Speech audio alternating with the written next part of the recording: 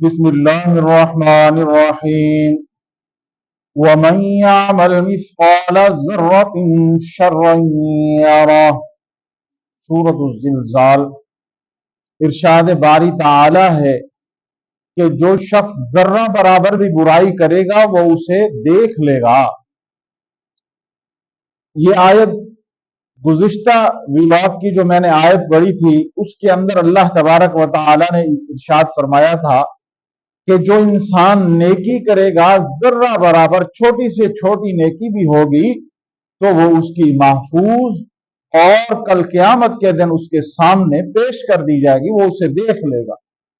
اسی طرح اللہ فرماتے ہیں کہ انسان اگر کوئی چھوٹے سے چھوٹا گناہ بھی کرتا ہے، چھوٹی غلطی بھی کرتا ہے تو وہ بھی اس کو بھی محفوظ کر لیا جائے گا۔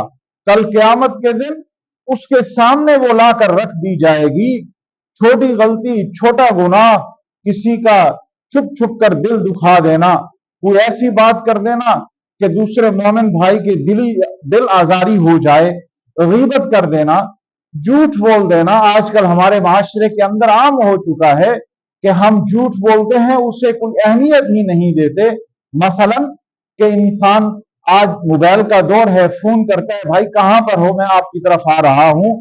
وہ بیٹھا گھر میں ہوتا ہے، وہ اپنی شاپ میں بیٹھا ہے، وہ اپنی کسی ایسی جگہ پہ بیٹھا ہے جو قریب ترین لوکیشن ہوتی ہے، لیکن وہ اس کو بتاتا ہے میں فلاں جگہ پر ہوں، میں شہر سے باہر ہوں، میں گھر میں نہیں ہوں۔ تو یہ ایک جھوٹ ہے جسے ہم معاشرے کے اندر کوئی اس کو اہمیت ہی نہیں دیتے۔ ہم سمجھتے کوئی یہ ایسی بات نہیں ہے، میں نے اگلے بندے کو کہہ دیا ہے کہ میں یہاں نہیں ہوں، بس میں ملنا نہیں چاہ رہا تھا۔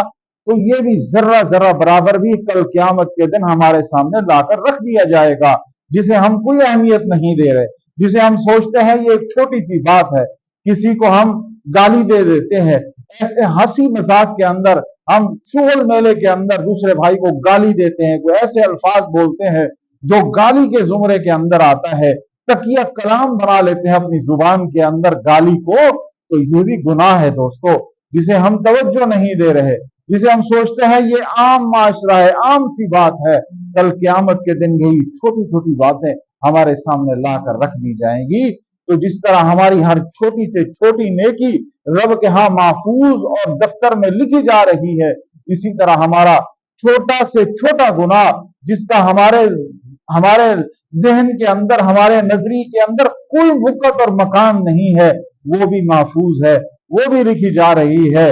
یہی اصل میں تقویٰ ہے کہ میں اپنی زبان سے بولتے ہوئے سوچوں، اس کو بولتے ہوئے تول کر بولوں کہ کہیں یہ گناہ کے زمرے میں تو نہیں آ جائے، کہیں یہ ایسی کلام کے اندر تو نہیں آ جائے کہ جس سے دوسرے کو تکلیف پہنچ جائے۔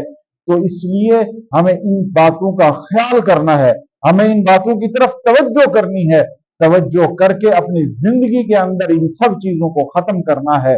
جھوٹ ہے، غیبت ہے، دوسرے کی دل آزاری ہے، کسی کا نقصان کرنا ہے، کسی کو پریشان کرنا ہے، کسی کو تکلیف دینی ہے، یہ ساری وہ باتیں ہیں جسے ہم اپنی زندگی کے اندر کوئی معنی نہیں سمجھتے، کوئی اس کو ہم ایسی چیز ہی نہیں سمجھتے کہ ان کا کیا مقام ہے۔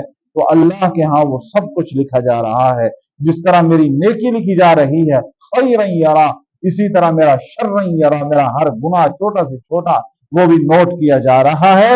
ہمیں ان باروں کی طرف توجہ کر کے زندگی کو رضا اللہ، اللہ کی رضا جوئی کے اندر ہر وہ کام جو چھوٹا ہو یا بڑا ہو اس کے اندر ہم جلدی کریں، اس کے اندر ہم سبقت کریں اور اپنی زندگی کو کامیاب اور کامران زندگی بنائیں۔